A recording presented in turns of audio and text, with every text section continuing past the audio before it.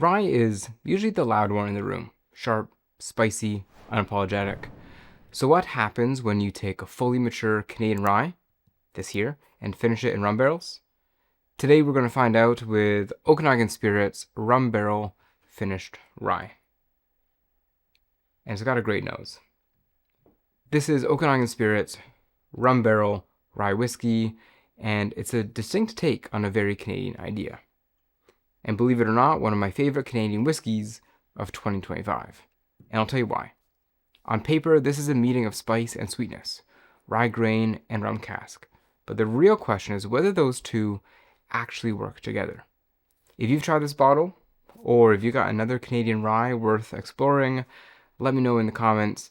I would love to hear about them. The rum barrels Okanagan Spirits get are from Martinique, and I'll link a video up above to tell you a little bit more about them. But this release here was, I think, a bit of a test on their part. Their rye, for me, is spicy, a little decadent, a little harsh around the edges, and a great cocktail whiskey.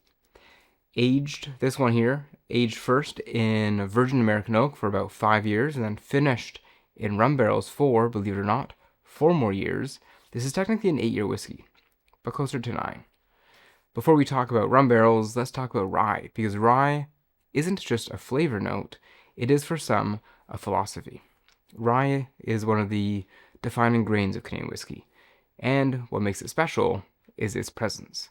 Compared to corn or barley, rye can be more aromatic, more angular, more assertive.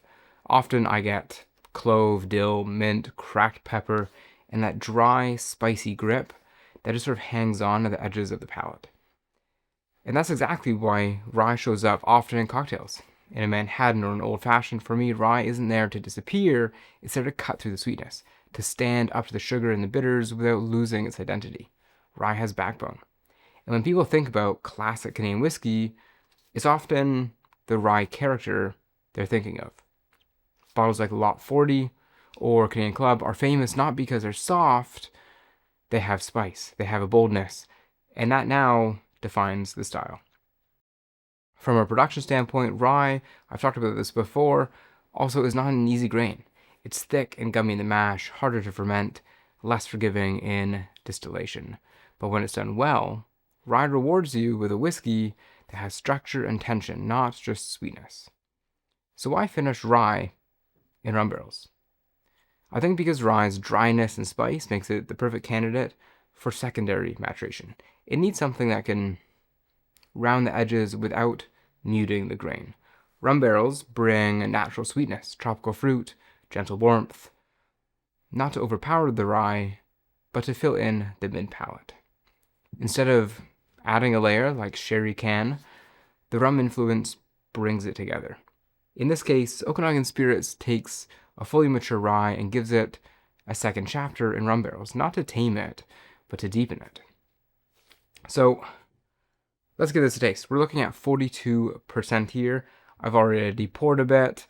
So let's dive on in. Okay, that's a great nose. But first, the color. It's a really nice sort of warm amber, edging towards sort of copper. Nice clarity to it. It's got some slow, steady legs. A little oily, suggesting texture without like a heaviness, but not too much. Yeah. So you know this is rye, but it's rye with a bit of a softer landing. Definitely toasted oak and grain spice up front.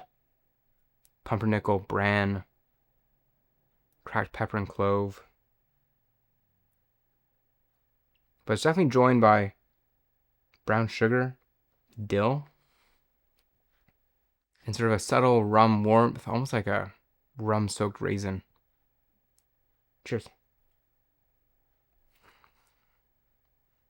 Okay, so that balance carries through on the palate.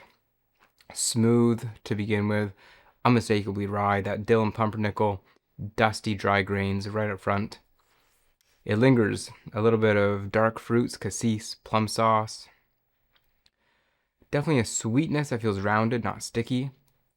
A little baking spice, a bit of heat too. It's not trying to be a dessert whiskey, but it's still sweet. The rye leads, but the rum sort of fills in that gap with that sweetness. The finish is long, warming, toasted oak, that heat still lingering. The rum influence barely there on the finish.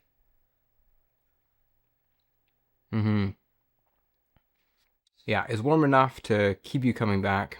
I really like it. Yeah, definitely dill pumpernickel in there. For me, this is a neat pour, first and foremost. A few drops of water, my wife likes. It might open it up some of the sort of fruit to soften the spice a bit, but for me, it's already been proofed down to 42%. It could work in a cocktail, of course, but honestly, this feels like a fireside whiskey, something you sip when you want warmth without weight. So, if you like bold Canadian ryes, but want something a little more rounded, this sits in a really interesting space. It makes a bold rye easier to drink. It's richer than a straight rye, but far more structured than many rum-finished whiskies. The rum doesn't replace the rye, it complements it.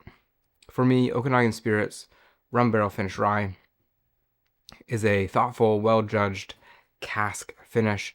It respects the grain, it respects the base whiskey, and it uses rum not as a gimmick, but as a tool. And it's a pretty good price. If you enjoy rye for its spice, but you're curious about how cask finishing can add depth without dilution, this one's worth your time. What do you think? Have you tried this one? Does the rum and rye work together? Thanks for watching. See you soon.